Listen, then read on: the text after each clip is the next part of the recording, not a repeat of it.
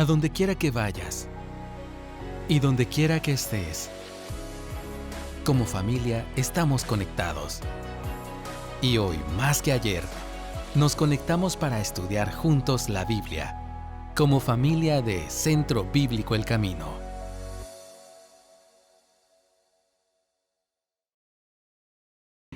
Y bueno, ¿cómo están todos? Muy buenas tardes. Días. Muy buenos días. Yo creo que este tiempo es un tiempo de crucial importancia para que cada uno de nosotros pueda salir fortalecido, porque hay muchas de estas preguntas que seguro que nos hemos hecho tarde o temprano, que han surgido ahí. Mi papá usaba una frase, él decía, están en el estante, están en el tintero, ¿no? Algunas de esas preguntas quedan ahí y nos topamos con ellas. Muchas gracias. Gracias. Y nos topamos con ellas cuando nos toca hablar con otras personas y no sabemos cómo responder.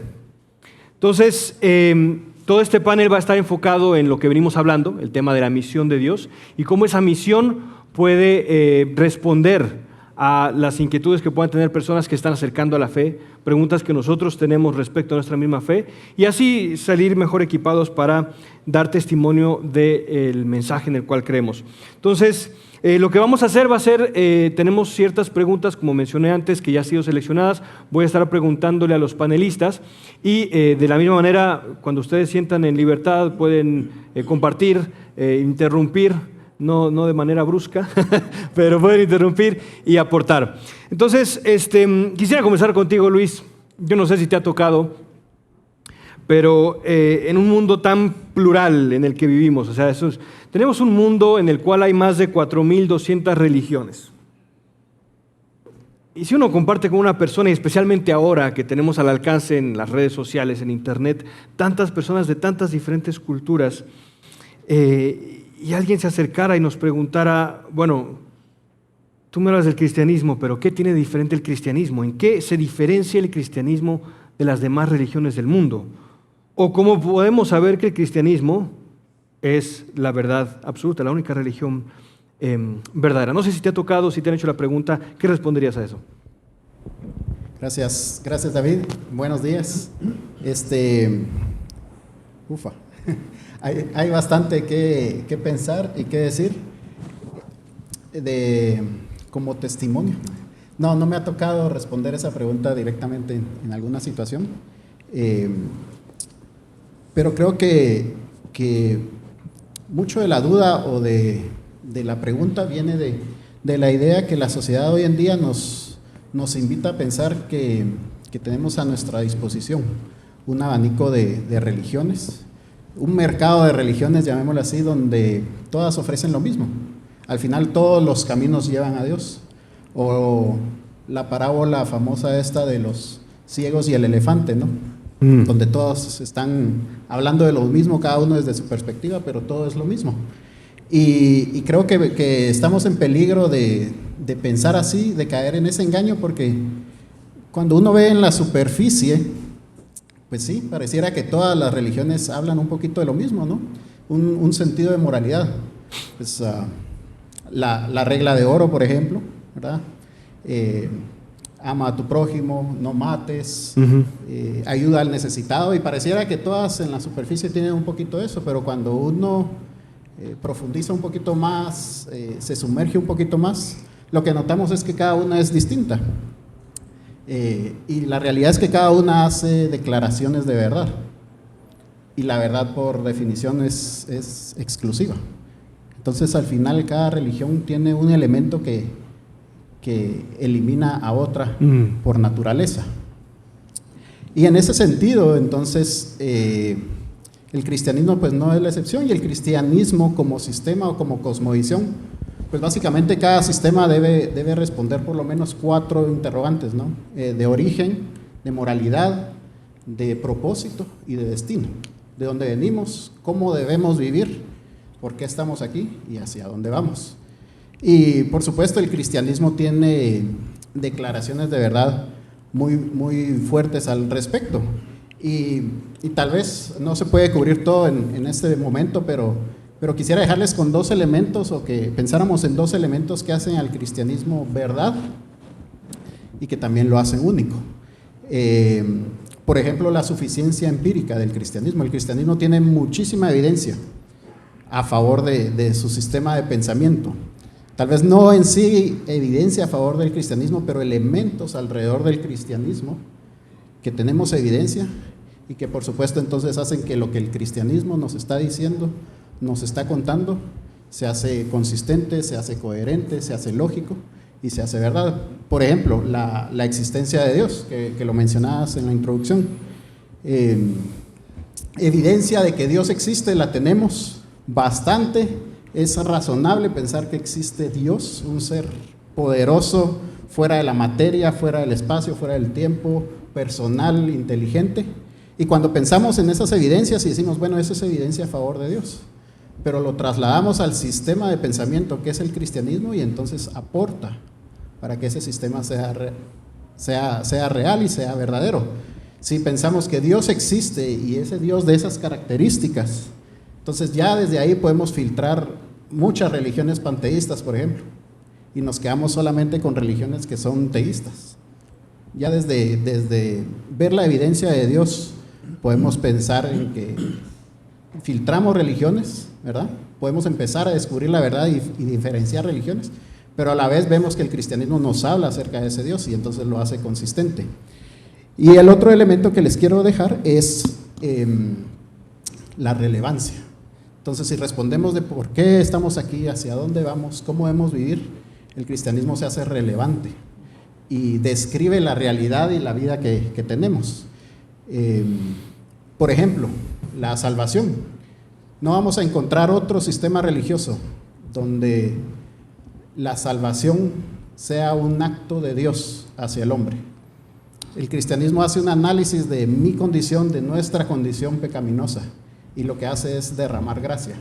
Otros sistemas religiosos nos pueden pedir obras, nos pueden pedir leyes, nos pueden pedir reglamentos, tradiciones que cumplir para lograr alcanzar algo. Y aquí es un acto de gracia. Y eso solo lo encontramos en el cristianismo. Y el otro elemento, y seguro todos lo conocen, es la resurrección.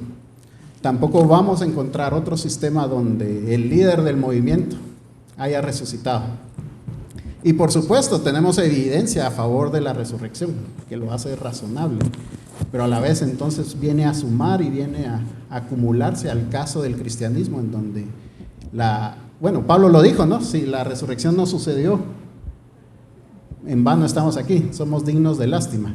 Y entonces cuando vemos esos elementos que suman al caso, a la cosmovisión, el cristianismo se hace coherente, se hace consistente, se hace real. Y aparte es único, porque estos dos elementos no los podemos encontrar en ninguna otra religión.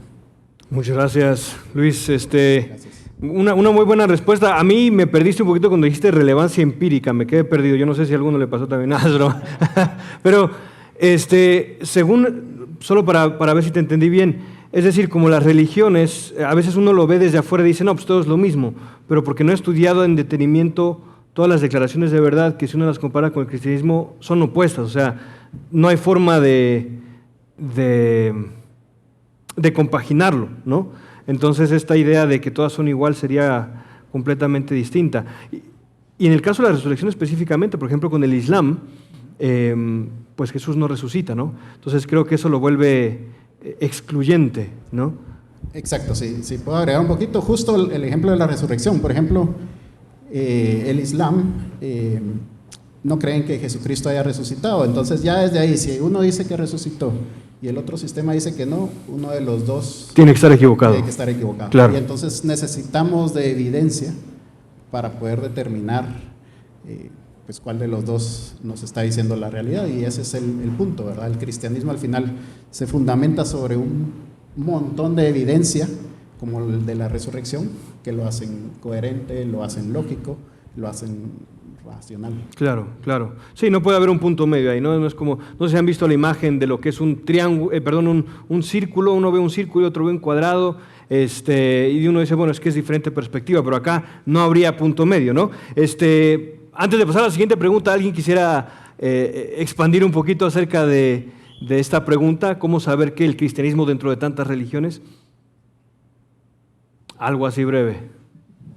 No, yo solo hacer un comentario, y es que en la mayoría de las religiones, tal como decía Luis, el enfoque está en lo que el hombre puede hacer para alcanzar. Y en el cristianismo es lo que Dios ya hizo para alcanzar al hombre. Y no todas las religiones tienen esperanza de salvación, sino todavía están sujetos a que si, en este caso voy a hablar del Islam, si Alá quiere y se portó bien y hizo esto, va a alcanzar la salvación. En el caso del cristianismo, como no se centra en el esfuerzo humano, sino se centra en lo que Dios hizo, ahí hay salvación. Qué buen punto, la gracia ahí es un elemento muy, muy distinto. Muchas gracias, es bueno recordar eso. Ahora bien, no sé si a usted le ha pasado, a mí sí me pasó, mi padre, al cual respeto y admiro muchísimo, utilizaba y utiliza hasta el día de hoy tratados, ¿no? Folletos. ¿Alguno de ustedes ha visto esos folletos, esos tratados? Sí los hemos visto, ¿no? Y lo comparte. Mire, en ese folleto puede saberlo todo. Hay métodos evangelísticos. También estaban los otros famosos chics. ¿Alguno de aquí leyó los chics? Levante la mano si leyó alguna vez los chics. Eran entretenidos. Muy pocos. Eran muy entretenidos. Y a veces utilizamos ese tipo de métodos evangelísticos, ¿no? Y también hay otros métodos, como por ejemplo, cuando hablábamos de las 4 leyes espirituales, en cuanto a la forma de empaquetar de forma suficientemente lógica y coherente el cristianismo. Sin embargo, a veces es complicado en el contexto actual. O sea, en el contexto actual, cuando uno platica con una persona y le habla acerca de la Biblia, antes era muy fácil decir, la Biblia dice esto, y me decía la persona, tienes razón, yo soy pecador. Ahora uno dice, esta es la Biblia, la palabra de Dios, y le voy a decir, ¿y qué es la Biblia? O sea, para mí no representa nada. Es un desafío diferente, o sea, ha cambiado conforme la sociedad se ha secularizado, el reto ha sido muy distinto. Entonces, Rolando, nos gustaría preguntar, ¿cómo podemos compartir nuestra fe con alguien que niega la existencia de Dios y no cree en la autoridad de la Biblia? Para los que oyeron el inicio, estas son las 4 leyes espirituales, ¿verdad? Y a esto se refería. Vintage, ¿verdad? Algo antiguo. Bueno, atando el asunto, por ejemplo, cuando yo conocí a Jesucristo, me declaraba ateo. Y desde los 15 a los 17 años me declaré ateo, pensaba que la gente que creía en Dios era gente incapaz de explicarse la vida por medio del razonamiento y que entonces dependían de una idea de Dios para explicarse los fenómenos de la vida. Ahora, lo curioso es que cuando por primera vez oigo el Evangelio fue por medio de las 4 leyes espirituales. Y ese día me hablaron de Cristo, como está acá empaquetado, como decía aquel, que es una serie de versículos y punto. Y me invitaron a entregarle mi vida a Cristo. Por supuesto dije que no. Sin embargo, 3 días más tarde, el cuate que me compartió me lo regaló. Y 3 días más tarde, cuando empecé a reflexionar en el asunto, para lo que me sirvió fue para recordarme lo que me había dicho y tomé mi decisión por el Señor una noche, un día sábado. Ahora, ¿ha cambiado? Sí, por ejemplo, en mi época los ateos quizás no éramos combativos. Me declaraba ateo, pero pues, no me molestaba que los demás creyeran. Los miraba como inferiores, eso sí, pero pues, no me molestaba. Hoy día el ateísmo podríamos llamar de un fundamentalismo ateo, porque ya son agresivos. Usted encuentra un ateo de esos y ya se molesta con usted porque usted cree en Cristo. ¿Cómo le comparto de Cristo si para empezar ya le caigo mal? Son antirreligiosos. Háblele usted de cualquier tema de iglesia y ya se mascaron. Eso quiere decir, se enojaron, porque si no manejan el lenguaje antiguo. Bien, y por otro lado, estos nuevos ateos, y voy a agregar una palabra aquí, que son los, y se me fue la palabra, ¿verdad? Los que son ateos, ¿y cuál es la otra? Agnósticos. Los agnósticos, ¿verdad? También tienen estas características. Bueno, un ateo niega que Dios o cualquier idea de lo sobrenatural exista, y el agnóstico lo que dice es, pues si hay algo sobrenatural, quién sabe, no se puede conocer, además ni me importa. En ambos casos, ¿cómo me acerco con ellos al Evangelio? Un autor, Josh McDowell, decía, ¿cómo puedo creer en mi corazón lo que mi mente no puede entender? Entonces él decía, es necesario presentar razones de nuestra fe que las hay. Así que si usted está inquieto, acá tengo un libro que no se lo voy a regalar, es vintage, pero todavía es muy útil, evidencia que exige un veredicto. Lo que aquí está le puede servir para compartir el evangelio con un agnóstico o un ateo, o libros más modernos como este, Evangelismo en un mundo escéptico, y otro montón que hay, no son los únicos. Así que, ¿cómo le comparto a un ateo o un agnóstico? Número uno, la clave hoy día es relacionalmente. Usted no le puede creer de pronto, tú, sos ateo, muy bien, has oído las 4 leyes. No, ahí se fue perdido. Con este ateo lo que hago es que establezco una relación. Y por supuesto, usualmente va a encontrar ateos o agnósticos en su ciclo, en sus núcleos, en sus círculos de relación. Esta semana yo consulté con varias personas, unos millennials y otro más patojo, cuántos ateos o agnósticos conocían. En realidad, en nuestro medio no son muchos, pero los conocen. ¿Cómo me acerco a ellos? Cuando hablamos relacionalmente, entonces vamos a utilizar este manual que les dieron al inicio, y aquí nos da algunas instrucciones. Dice, y permítame que con una mano lo voy a abrir, aquí estamos. Número 1, identifique, o sea, vea quién de sus cuates, amigos, compañeros es agnóstico o ateo. 2, dice, invierta, acérquese. ¿Qué estrategia va a utilizar para poder relacionarse con él? Invítelo a desayunar, vayan a una exposición de libro, empiece a relacionarse, que lo conozca esta persona a usted. No le va a hablar todavía de lo que usted cree, él va a ver en su vida lo práctico de lo que usted cree. El tercer elemento, y esto lo tienen ustedes, supongo, porque se lo dieron al inicio, invite. Muy bien, llega un momento que de conocernos ya es factible tocar el tema de presentarle a Cristo como Señor y Salvador, hablarle de la resurrección, pero usted ya se ha preparado, porque si surgen dudas, usted puede responder con razones de la fe que usted tiene, y no con las razones lo va a convencer, sencillamente usted va a derribar esas barreras. Al final, el acercamiento a Jesús es por fe. Usted se recuerda de cuando cuando Pablo estaba compartiendo el evangelio y dice, había una mujer llamada Lidia, cuyo corazón abrió el Señor para que estuviera atenta a lo que Pablo decía. Con los ateos o agnósticos, es el Señor el que va a hacer la obra. Cuando usted llega y les presenta, el Señor hará la obra para que abra su corazón. En mi caso, declarándome ateo, ¿cómo es posible que en una noche, en menos de 15 minutos, di un giro de 180 grados? Eso es arrepentimiento. Y de negar a Dios, le entrego mi vida a Cristo. Esa es obra que el Señor hará en cada uno de ellos. Y el cuarto elemento que está acá, dice, ahora invítelo, ya que le compartió, invítelo a congregarse con usted, aunque no haya aceptado al Señor todavía, que empiece a relacionarse con otros creyentes. Ahí termino. Gracias.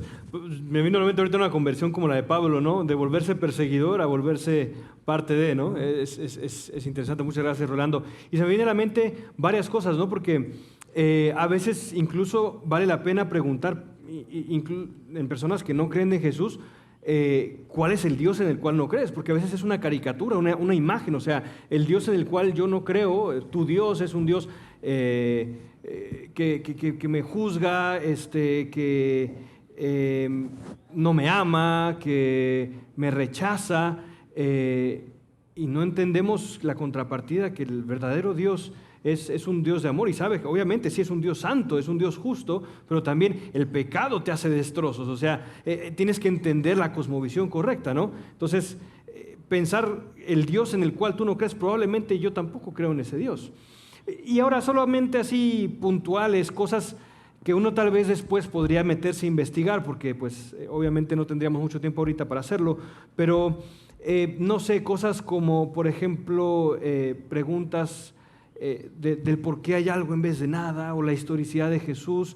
Tal vez algunos 2, 3 temas que nosotros después podríamos investigar en casa. ¿A alguno de ustedes se le podría venir algo que nos podría servir como herramienta para investigar más a profundidad después respecto a esas preguntas? Un ex ateo que se llama Lee Strobel, que ahora es pastor, por cierto, él dijo que como ateo, ¿cuál era su sistema de creencias? Que la nada produce todo. No es posible. Que la no vida produce vida. Que el azar produce orden y sincronización. que el caos produce información, que la inconsciencia produce conciencia y la no razón produce razón. Dice, un ateo, si es ateo, tiene que creer en esto, pero esto es ilógico. Claro. Así que se queda vacío. Son temas que uno puede profundizar a la hora de platicar con un ateo. Claro, muchas gracias. Ese es un muy buen tema. Y bueno, ahí están las herramientas. Más adelante, si alguien se le olvidó el título, puede acercarse con Rolando para pedirle los nombres de los libros. Y vivimos, es una época muy distinta la que vivimos. De 30 años ha cambiado drásticamente. Mencionamos obviamente la emergencia de este nuevo ateísmo, pero hay otras cosas que han cambiado. El acceso a la tecnología. Yo no sé cuántos de ustedes por medio de la tecnología han podido ver y conocer predicadores, personas ateos que antes no conocíamos. Yo he visto videos de Richard Dawkins, muchos de estos ateos, y me interesa porque quiero saber qué es lo que ellos creen, ¿no? Entonces las redes sociales han ayudado muchísimo en ese lado, también para prepararnos a nosotros, pero también para diseminar esas ideas. Pero también dentro del cristianismo me imagino que las redes sociales han hecho algo similar. O sea, antes, pues, si yo no me congregaba en una determinada iglesia, jamás iba a meterme a doctrinas bizarras, raras, extrañas, ¿no? Pero ahora cualquier persona puede postear algo y dice, Dios me cambió la vida con esto. Yo digo, vamos a ver qué dice. Me empiezo a ver el video y a los 5 minutos uno dice, esto está raro. Esto como que no me suena bíblico. Y de ahí agarran 2, 3 textos y uno dice, capaz que sí es bíblico, ¿eh? Y ya queda uno confundido. O sea, vivimos en una época en que los falsos maestros o las falsas doctrinas son cada vez más difíciles de detectar. Y más aún, las redes sociales permiten que cualquiera pueda ser un maestro. Ya lo decía un autor no necesariamente cristiano, pero que las redes sociales han permitido que los borrachos que antes decían tonterías en un bar, ahora tengan redes sociales y tengan seguidores. O sea, al borracho nadie lo iba a escuchar, ahora ya lo escuchan muchos. Quizá parece que la advertencia de Santiago cuando decía no se hagan maestros muchos de ustedes, sabiendo que recibiremos un juicio más severo, se hace pertinente ahora más que nunca. Entonces me gustaría preguntarte, Pablo, para poder ser mejor parte de este esfuerzo, de la misión de Dios, ¿cómo puedo evitar creer en falsas enseñanzas? ¿Y cómo saber si estoy yo enseñando una falsa doctrina? Porque eso también es muy importante. ¿Qué nos podrías compartir al respecto? Ok, tal vez para comenzar, diría que es básico, como han mencionado ustedes algunos elementos, que el cristianismo nos distingue por ciertos elementos importantes. Y uno de ellos es que creemos que la Biblia es la palabra de Dios, es la verdad. Entonces es imposible tener un escudo o herramientas disponibles para no creer en falsas doctrinas si yo no estoy leyendo la palabra, si no estoy meditando en ella, estudiándola y por supuesto memorizándola. Entonces es imposible. Entonces como primera base diría yo, todos tenemos que estar leyendo la palabra del Señor en la intimidad de nuestro hogar, a solas, con la familia, con nuestros hermanos, todo el tiempo. Es la palabra de Dios la que va a definir qué es cierto y qué es falso. Si la desconozco, estoy a la deriva, estoy en la corriente, ¿verdad? Me gustaría recordar dos pasajes claves. Uno es cuando Jesús oró por nosotros, que ya se mencionó también en los domingos anteriores, Juan 17:17. Y Jesús orando por los que íbamos a creer en Él por el testimonio de los primeros, Él dice, Padre, santifícalos en tu verdad. Tu palabra es verdad. Si no conozco la verdad, es imposible. Y el segundo que me gustaría compartir es de un maestro a su discípulo, de Pablo a Timoteo. En 2 Timoteo, capítulo 3, versículo 14 y 16, dice así: Tú, sin embargo, persiste en las cosas que has aprendido y de las cuales te convenciste, sabiendo de quién las has aprendido. Desde la niñez has sabido las sagradas escrituras, las cuales te pueden dar la sabiduría que llevan a la salvación mediante la fe en Cristo Jesús. Toda escritura es inspirada por Dios y útil para enseñar, para reprender, para corregir y para instruir en justicia. Y leo uno más. Salmo 119:11 dice: En mi corazón he atesorado tu palabra para no pecar contra ti. Entonces el primer elemento sería ese. Tenemos que tomar tiempo para estudiar la palabra, para leerla, para meditarla, pero también para memorizarla. El segundo elemento es confiar en la guía del Espíritu Santo, que normalmente nosotros no estamos conscientes de ello. Pero Jesús mismo, al momento de prepararse para dejar este mundo, preocupado por sus discípulos o sus discípulos preocupados porque los iba a dejar, Él prometió que su Padre enviaría un Consolador. Y en Juan 14:26 dice, pero el Consolador, el Espíritu Santo, a quien el Padre enviará en mi nombre, Él les enseñará todas las cosas y les recordará todo lo que les he dicho. Entonces, por un lado, confiar en el Espíritu Santo, Él es nuestra guía. Es imposible tener como guía al Espíritu Santo si no creo en Jesucristo como mi Señor y Salvador. Es en ese momento donde el Espíritu Santo viene a morar en mi corazón y Él puede tomar también de la palabra que he leído, que he memorizado, que he meditado y traerla a colación cuando estoy enfrente de una falsa enseñanza. Entonces, primer elemento, conocer mi Biblia. Segundo, confiar en la guía del Espíritu Santo. Y voy a agregar un tercer elemento, que es congregándome. Y cuando me congrego, tengo pues el reto, como los de Berea, ¿verdad? En Hechos 17:11 dice, estos, refiriéndose a ellos, más nobles que los de Tesalónica, pues recibieron la palabra con toda solicitud, escudriñando diariamente las Escrituras para ver si estas cosas eran así. Entonces, hay un elemento de congregarme, de tener comunión con otros creyentes que también me pueden resguardar, me pueden proteger de estar en una falsa enseñanza o de creer en una falsa enseñanza. Dije 3, voy a agregar 4. La 4 es evaluando también la fuente, viendo quién es el que está enseñando la enseñanza o quién está comunicando.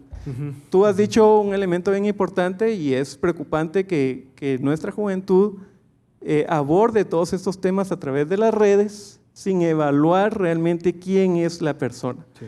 Y cuando yo estoy buscando la verdad o algo que defina mi vida, la forma en que yo debo comportarme, debo relacionar y mejor aún, cómo debo de estar con Dios, debo de evaluar quién es la persona. Y en ese punto, pues me gustaría solo sumar las palabras de nuestro Señor Jesucristo en Mateo capítulo 7, versículo 15, 16 y el 21.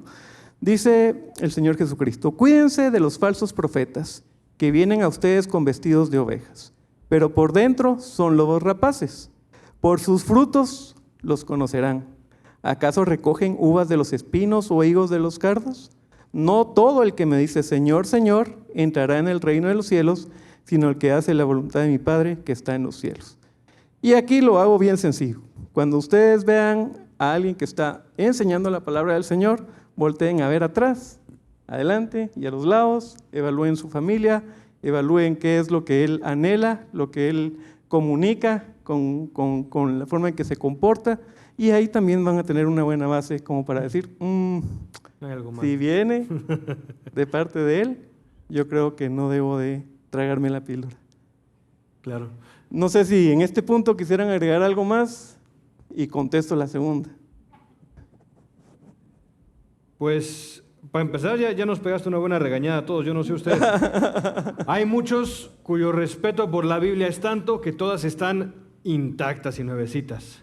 No debería pasar eso, ¿verdad, Pablo? Más de alguna tendría que estar destruida, ¿verdad? Por el uso. Pero me gustó también mucho lo que mencionaste respecto al hecho de la Biblia, de la comunión en la iglesia, porque, o sea, todos tenemos puntos ciegos, o sea, el reconocer eso es muy importante. Pésimo el cristiano que crea que su concepción es perfecta y no tiene espacios por donde se cuela la falsa doctrina. Y por eso tan importante recordar, como mencionabas, lo de congregarnos en el cuerpo de Cristo, ¿no? Muy buen punto. Y yo no sé si en el otro punto ibas a hablar, Pablo, pero también queda la duda. ¿qué es una falsa doctrina o dónde o sea, si un hermano me dice, no sé, yo creo que la cena del Señor tiene que ser con pan sin levadura. Y otro dice, no hay problema, puede ser con pan con levadura, ¿no? O unos dicen, el cuerpo de Cristo debe ser ancianos. Otros dicen, no, pastor y diáconos. Eso no creo que sea una falsa doctrina, pero entonces, ¿dónde está el límite? ¿Me explico? Bueno, creo que ahí podemos entrar en un tema muy amplio. Sin embargo, creo que las doctrinas que nos deben de preocupar es, por ejemplo, quién es Jesucristo, Okay. Quién es Dios, cómo realmente tenemos salvación. O sea, hay temas centrales en la fe cristiana que no son negociables y que si contradicen estas verdades esenciales de la palabra del Señor, de la deidad de Cristo, como mencioné, de la forma en que Él nació, todos estos elementos, entonces ahí debemos de estar prestos para defender y para declarar que eso es una falsa doctrina. Pero hay otros elementos que si teólogos por cientos de años no se han puesto de acuerdo, no son relevantes a la hora de vivir nuestra fe, no vale la pena discutirlo. Claro. Tal vez voy a poner otro ejemplo, tal vez más neutral, tal vez no sé si neutral es la palabra adecuada, pero bueno, el Señor Jesucristo viene antes o después de la tribulación. Nosotros creemos que viene antes, pero hay otras congregaciones que creen que viene después. ¿Y eso nos debe dividir? Ejecutados al No, infierno. porque realmente el que es el mismo, ¿quién es quien nos salva? Es Cristo, Claro. ¿verdad? Entonces, por ahí tal vez, no sé si alguien más quiere aportar.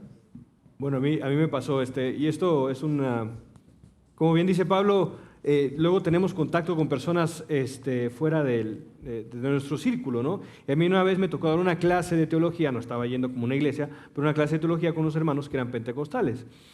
Era una clase puramente de teología, no estábamos hablando nada de los temas en los cuales no estábamos en acuerdo, era de historia de la teología.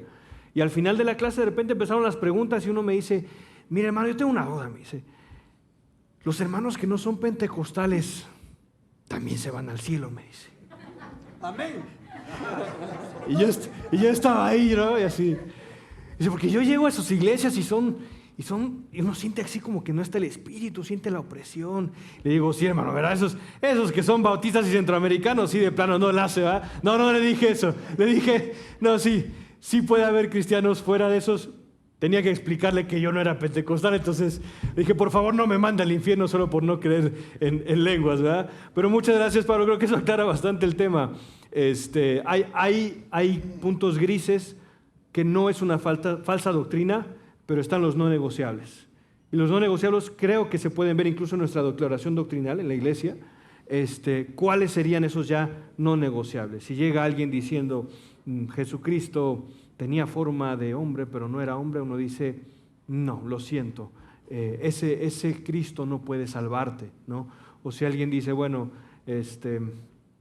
realmente los mandatos del Señor para el resultado ético que produce dentro de nosotros el Espíritu Santo, todo es relativo, todo es contextual. Yo puedo tener 2, 3 esposas, uno diría, bueno, o la esposa tener 4 o 5 esposos, está complicado económicamente de por sí, pero el que lo haga, uno diría, no sé, o sea, no, hay cosas que quedan fuera de ese marco y ahí no podríamos decir, eres hermano en Cristo, ¿verdad?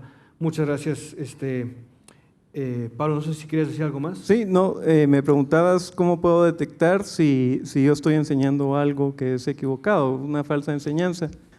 Y creo que uno de los primeros elementos tiene que ver con la humildad. Y nuevamente regreso a la comunión, rodearte de hermanos que sean más experimentados que tú, más ávidos en la palabra y abrir el espacio del rendimiento de cuentas y recibir retroalimentación de su parte. Entonces creo que es pidiéndole al Señor que te dé un un corazón humilde y estar vulnerable, ¿no? Estar dispuesto a la crítica positiva. Ese es un elemento. Tal vez me gustaría sumar otro, es evaluar el mensaje que estás transmitiendo. Ya que hablamos un poquito de las doctrinas, toda enseñanza debería estar centrada en Cristo, en Cristo como Señor, como Salvador, como Dios. También toda enseñanza debería llevar gloria al Señor. Debería de movilizarme a mí al momento de preparar esa enseñanza a un cambio. Me debería de animar en mi vida cristiana, me debería animar al cambio. Y también explorar el fruto de esa enseñanza en las personas que lo están recibiendo. Si estoy enseñando, pero no veo cambio, estoy orando por las personas, estoy compartiendo y pareciera que en lugar de mejorar su vida como creyentes, van en declive, creo que es momento de evaluarlo. Sí. Y una más, orar como el salmista en el Salmo 139, 23 y 24 dice: escudriñame, oh Dios, y conoce mi corazón. Pruébame y conoce mis pensamientos, y ve si hay en mí camino malo, y guíame en el camino eterno. Creo que es válido para nosotros. Sí, el salmista decía: ¿quién podrá entender sus propios errores? ¿No? A veces nosotros pensamos que tal vez esto que estoy haciendo, creyendo, es por gloria del Señor. Y realmente no, es orgullo, ¿no? Uno quiere sonar mejor, quiere salir más inteligente. Y esta es una buena invitación para todos aquellos, en el seminario decíamos cabezas de cebolla, ¿no? Metidos en los libros y todo eso. No sabes nada. La gloria y el amor de Cristo es tan profundo. Una canción que dice amor de Dios, su inmensidad el hombre jamás podría contar. Es venir acá a la iglesia y llegar con humildad y decir: yo tengo algo que aprender de mi hermano que está a la par, porque es en comunidad en la cual crecemos. Muchas gracias por recordar eso. Sí. Otro factor no sé si les ha tocado también, hay personas cuya radicalidad o cuya entrega a la fe a veces puede sonar incluso muy fanático. No sé si les ha pasado que llegan con una persona y dicen: no, estas personas que se comportan así, yo esperaría que el gobierno declare una ley y los mate a todos y que ardan en el infierno. Yo no podría sentarme a la par de una persona que crea esto, que se comporte así. Yo diría: híjole, hermano, como que respiras amor de Dios, ¿verdad? Está complicado tu amor, no se siente y se respira tu amor, por un lado. Pero por otro lado también están los que hablan acerca de: no, todo es relativo. Realmente lo que ustedes creen y como interpretan la Biblia es relativo, tienen que tolerar a otras personas. Y la palabra tolerancia se ha vuelto incluso una palabra que luego suena muy radical. O sea, tienes que tolerar a todo el mundo, pero esa tolerancia significa que todos tienen la verdad. Y tenemos personas, no sé si ustedes tuvieron la oportunidad de ver un clip de una mujer que recientemente medio saltó a la fama porque habla alienígena. ¿Alguien vio ese video? Se volvió viral y seguro que más de alguno lo habrá visto.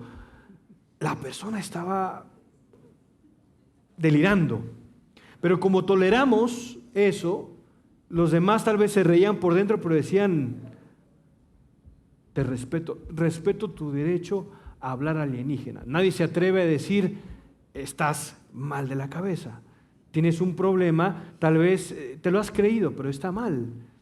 Muy me suena al cuento del rey está desnudo. ¿Alguno de ustedes escuchó ese cuento del rey que estaba sin ropa? Le hacían una ropa transparente y como tenían que decir que la ropa estaba bonita, todo el mundo, por temor a ser dejado afuera, tuvo que admitirlo. Y tal parece que estamos en algo así, ¿no? Entonces, Gabriel... Hay muchos postulados relativistas, ¿no? Tu cuerpo, tu decisión, sé lo que quiera hacer. Hay personas que dicen: soy un lobo y lo tenemos que tratar como lobos. También leí una noticia triste. Una persona se declaraba mujer, lo meten en una cárcel de mujeres, dejó embarazada a 2 mujeres, lo meten en una cárcel de hombres. Y en la cárcel de hombres lo abusaron y esta persona decía: déjenme, llévenme de vuelta a la cárcel de mujeres porque ahí pertenezco. Y tú dices: pero estás mal. Entonces, ¿cómo puedo compartir el evangelio en este mundo en el cual la tolerancia ha llegado a esos extremos? Gabriel. Si alguien llega y me dice, Jesús es real para ti, pero no lo es para mí, o el cristianismo funciona para ti, pero no para mí, ¿dónde llega la tolerancia cuando compartimos y dónde comienza el evangelismo? ¿Cómo poder evangelizar en un mundo donde la tolerancia se ha vuelto una palabra de ataque? La verdad es que, como decía Pablo, hay mucho que decir ahí en ese aspecto, pero creo que es bueno traer a la palabra Juan 1:14 y dice, el Verbo se hizo carne y habitó entre nosotros y vimos su gloria, gloria como del unigénito del Padre, llena de gracia y de verdad. Y yo creo que ahí encontramos dos elementos que vamos a ver, que es la gracia y la verdad. Y sabiendo que aquí tenemos público, hermanos de distintas edades y diferentes formas de pensar, creo que es primero muy importante hacer dos anotaciones.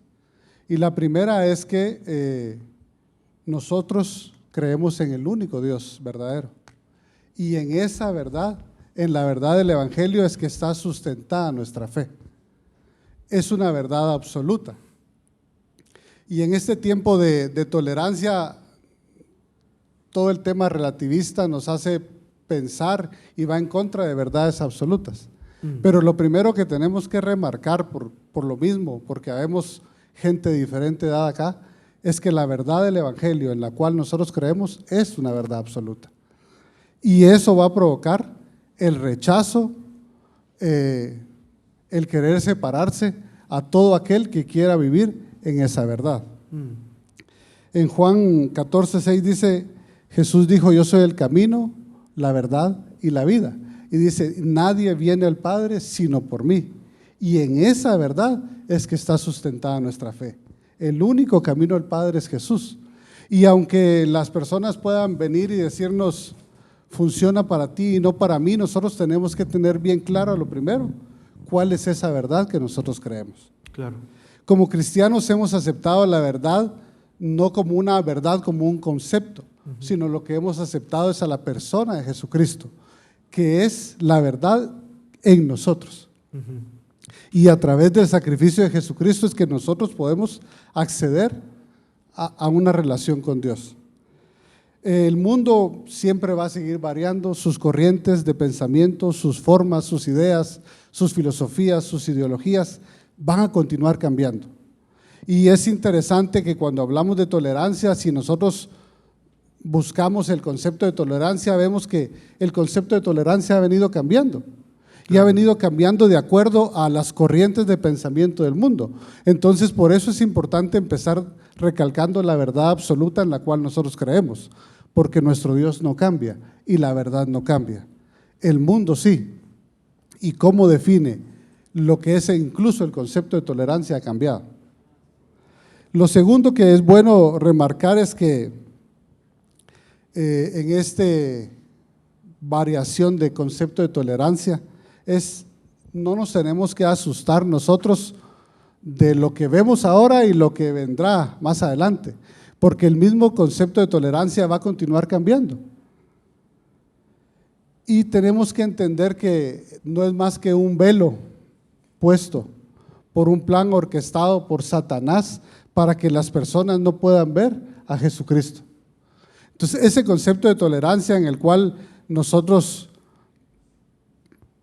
tendríamos que entrar a definir bastante bien, tenemos que ver que no es una estrategia humana, sino que es un plan del mismo Satanás para desviar a cada persona que no sabe en qué creer, que no sabe qué es lo que se aplica para su vida. Si nosotros vemos, nosotros en el concepto de tolerancia vemos que ellos ven, el relativismo moral ve como una virtud suprema, que la verdad que cada quien tiene en sí está correcta y que, tal como decía Luis, hay distintas formas o distintos caminos o distintas verdades, pero cada una está correcta. Y en el cristianismo nosotros encontramos algo diferente. Y por eso es de que cuando nosotros venimos y empezamos a escuchar que una persona nos dice, eso funciona para ti, pero no para mí, lo primero que tenemos que estar claros es en qué verdad creemos. Lo segundo que tenemos que estar claros es que ese concepto de tolerancia que el mundo en este mundo relativista nos están transmitiendo, va a ir cambiando. Y la verdad que ellos creen ahorita no va a ser la verdad que van a creer en 10 años. Y hablaba de distintas clases y formas de pensamiento, porque cada uno de nosotros, bueno, aquí ya vemos, de distintas edades, y cada uno de nosotros fue… Dice, comenzando desde el más viejo hasta el más joven. ¡Ah! Cada uno de nosotros fue enseñado de distinta forma, de distinta forma. Y yo me ponía a pensar, cuando hacías esa pregunta, en mi propio hijo. Él está viviendo en un mundo en el cual el concepto y la cosmovisión en la que vive es totalmente diferente a la que yo crecí. Ahora, una pregunta, Gabriel. ¿Tú crees que, digamos, por medio de, porque tenemos movimientos y todo esto, y a veces uno reacciona, porque sí, muchos movimientos están muy mal, pero por medio de la política, por medio de la espada, por medio del gobierno, lograremos los cristianos convertir al mundo? ¿Oponiéndonos con virulencia y desarrollando programas legislativos? ¿O es por medio del amor y por medio del evangelismo? ¿Cómo se ve ahí? Por eso es de que empezaba hablando acerca de la verdad, y por eso es que leía Juan 1:14, porque ahí decía, hablaba de Jesús y hablaba lleno de gracia y de verdad.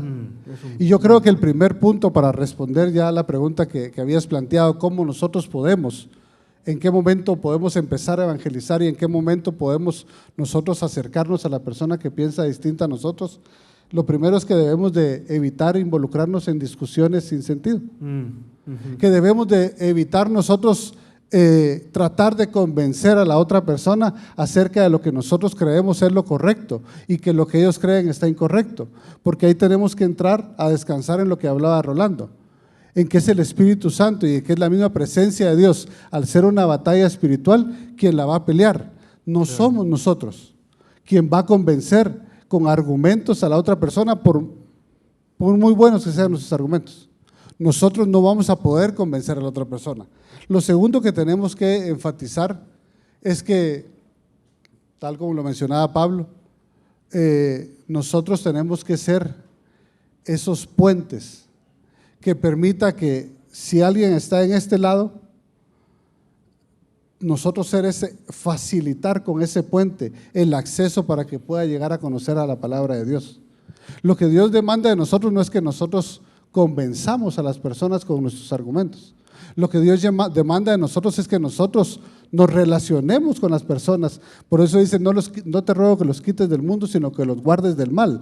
Jesús en ningún momento nos quitó a nosotros del mundo. Nos permite estar en este mundo, con esta cosmovisión diferente, para que nosotros podamos ser esos facilitadores, esos puentes, para que nosotros podamos mostrar con nuestra vida lo que es alguien que cree en el Señor y mostrar en eso mismo lo que hablaba Juan 1:14, defender la verdad, pero en la gracia de Cristo. Excelente. Y esa es la tercera respuesta, y es que nosotros no tenemos que tachar o separar, porque aquel piensa diferente que yo, porque aquel piensa distinto que yo, porque aquel no cree en la palabra de Dios, yo voy a venir y me voy a separar de él, sino al contrario. Dios lo que quiere es que nosotros podamos practicar la gracia de Dios, pero defendiendo su verdad. Claro. Excelente, muchas gracias Gabriel. Y en efecto, a veces el asunto es como muy de egoísmo, ¿no? Querer tener la razón, yo tener la razón, y nos olvidamos de que a esa persona Dios la ama y esa persona tiene una necesidad interior, ¿no? No es un enemigo, ¿no? Muy buen punto. Y bueno, se nos fue el tiempo, pero me gustaría nada más terminar con una pregunta, Luis, si pudieras responderlo así en un minuto. Mejor no me meto a esa pregunta. Mejor no. No, es que la cuestión también, para finalizar, yo no sé si ustedes han visto también todo el cambio que ha ocurrido por la ideología de género, ¿no? Incluso en países conservadores esto cada vez se ve con más fuerza. Y la pregunta, si la puedes responder así en un minuto. Breve, en un minuto. Es broma. 20 segundos. ¿Cómo puedo presentar una defensa de la fe ante una persona que afirma la identidad de género? 1 minuto. Bueno, creo que voy a tomar prestado de lo que se ha platicado y tal vez ya hasta cierto punto se ha contestado. Bueno, la identidad de género, hasta hace unos años podíamos hablar de sexo y género indistintamente, masculino, femenino, hombre, mujer, no importaba. Pero cuando surge que yo no me siento del sexo que estoy viendo o no me percibo de ese sexo, entonces entramos a temas de disforia de género y cuestiones así, y es lo que hoy conocemos como identidad de género. Y como mencionabas, Gabriel, el lenguaje ha venido cambiando, la sociedad ha venido cambiando, y así como tolerancia ha variado el concepto, pues también ahora ya no hablamos de género biológico, sino un género asignado o un género construido, y entonces pues estamos en la capacidad de construirlo, y ese es como que el concepto de identidad de género. Ahora, desde la perspectiva cristiana, yo creo que lo importante es tener claro qué es lo que Dios dice y qué es lo que Dios ha dicho al respecto, y tal vez no hay un versículo definido, pero podemos ir a Génesis, ¿no? Hombre y mujer los creó a su imagen y semejanza. Y yo creo que ese es el punto de partida, porque la identidad de género, el fenómeno que estamos viendo, la ideología que estamos viendo, es una distorsión de esa imagen de Dios. Lo interesante es que tanto distorsiona la imagen de Dios, la identidad de género, como lo distorsiona la avaricia, la ira, la homosexualidad, el adulterio, la fornicación. Entonces, en ese sentido, estamos en el cristianismo en un elemento donde estamos hablando no de un ataque hacia Dios, de que Dios no existe o algo así, o un ataque hacia Cristo o la resurrección, sino el ataque hacia nosotros es por intolerantes, por odio, por arcaicos. Y cuando tenemos claro que la identidad de género, la ideología, es una distorsión de la imagen de Dios, al igual que los demás, entonces quedamos en un plano de que tenemos que llevarnos, y como nosotros hemos ido, a Cristo. Entonces, tal vez el primer punto de defensa, si lo queremos ver así, es un poquito lo que mencionaba Pablo. Debemos conocer qué es lo que Dios dice, debemos conocer su palabra, meditar en su palabra, entender sus principios, sus preceptos, sus conceptos, su diseño, porque esa es la base tal vez donde vamos a estar parados. Y por supuesto no nos debemos dejar llevar por falsas enseñanzas, por ideologías, sino estar parados en Dios, en su palabra, que es la verdad. Y el segundo punto, que también tomo prestado de Pablo, sería la comunidad. O sea, el segundo punto de defensa es el amor, es la unidad y es la comunidad. Todos nosotros aquí somos pecadores. Si alguien no, que lance la primera piedra, dice por ahí. Pero todos nosotros entramos a una comunidad con alguna deficiencia, claro, con alguna corrupción del pecado. Y todos nosotros sufrimos de alguna disforia. Pero es importante, nosotros como hijos de Dios, como discípulos del Señor y como iglesia de Cristo, llevar a la sociedad que Dios está en el negocio de salvar vidas. De salvar vidas y de restaurar y de sanar. Y yo creo que ese es el punto bien importante. Yo tenía aquí 1 Corintios 6, y con esto voy cerrando, 6:9, y dice: ¿o no saben que los injustos no heredarán el reino de Dios? No se dejen engañar, ni los inmorales, ni los idólatras, ni los adúlteros, ni los afeminados, ni los homosexuales, ni los ladrones, ni los avaros, ni los borrachos, ni los difamadores, ni los estafadores heredarán el reino de Dios. Y esto eran algunos de ustedes, pero fueron lavados, pero fueron santificados, pero fueron justificados en el nombre del Señor Jesucristo y en el Espíritu de nuestro Dios. Entonces, tal vez la identidad, la ideología no requiere una respuesta lógica, una respuesta filosófica, pero sí requiere, uno, nosotros conocer a Dios, conocer su palabra, y segundo, ser una comunidad que está transformando vidas, que está eliminando pecado allá afuera, porque Dios, por alguna razón, me voy a dejar así, desde Abraham hasta nuestros días, Dios se complace en utilizarnos como pueblo de la misión. Así es. Y creo que eso es, somos el pueblo de la misión, y entonces estamos aquí para ir allá afuera y mostrar ese amor, mostrar esa unidad, mostrar que todos pasamos por eso, pero recibimos redención, que Dios está justamente en el negocio de rescatarnos. Sí, muchas gracias Luis. Si puedo agregar algo. Luis ya nos dejó en negativos. Sí, no, lo que pasa es que Gracias, tenemos ateo, agnóstico, el que tiene una doctrina errada, el que tiene otras maneras de pensar y todo lo que hablamos. Y ser tolerantes. Pues ser tolerante es que esa es su realidad. No los voy a ir a atacar por lo que son. Claro. Sencillamente, ahí están. Bueno, ¿y qué hago con cada una de esas categorías? Jesucristo murió por tus pecados. Fue sepultado en la cruz, ¿verdad? Resucitó al tercer día.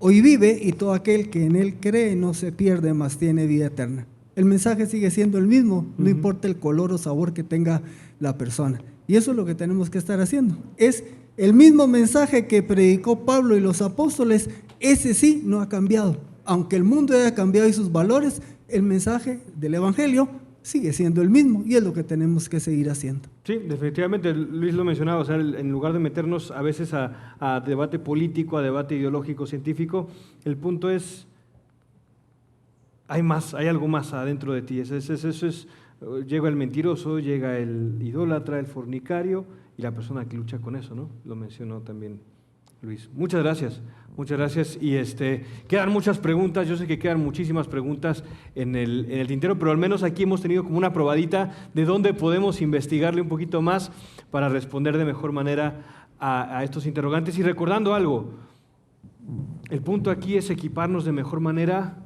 recordando lo que venimos hablando esas semanas, la misión de Dios. Venimos equipándonos para así permitir que todo pueblo, lengua y nación pueda proclamar que Jesucristo es el Señor, para gloria de Dios Padre.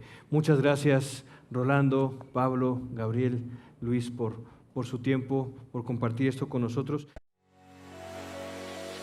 A donde quiera que vayas y donde quiera que estés, mantente conectado con Dios.